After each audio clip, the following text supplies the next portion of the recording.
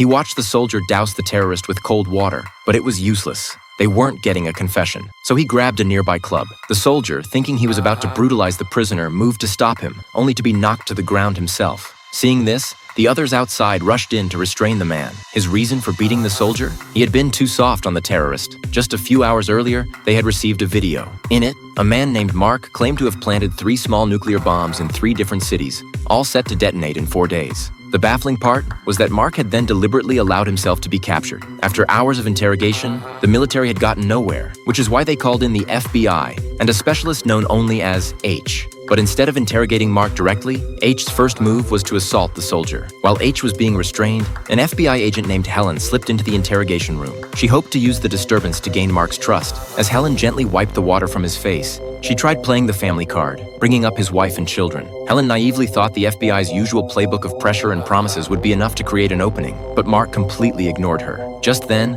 H ordered everyone out of the room. He then had a soldier bring him an axe. Outside, Helen had no idea what H was planning to do. She watched as they forced Mark into a chair and strapped his right hand to a wooden block. H didn't ask a single question. In his mind, showing any mercy to this kind of terrorist was gambling with the lives of 10 million people. He lifted the axe and chopped off one of Mark's fingers. He then ordered his men to put a plastic bag over Mark's head. H's goal wasn't to suffocate him. It was to make Mark understand that there were countless ways he could be made to suffer. H knew perfectly well that this interrogation was a life-or-death struggle from the very beginning. Since Mark had turned himself in, he was obviously prepared for anything. That's why H wasn't asking questions. He needed to instill a primal fear in him first. He then took out a small knife and took something essential from Mark. Witnessing such a brutal act, Helen was at her breaking point. She went in to intervene, telling Mark that if he wanted the torture to stop, he had to give them something useful. But Mark was unmoved. To kill 10 million people, he said, a little pain is a small price to pay. Hearing this, Helen went back to her only leverage, his wife. She told Mark that his wife and children had been detained while trying to leave the country.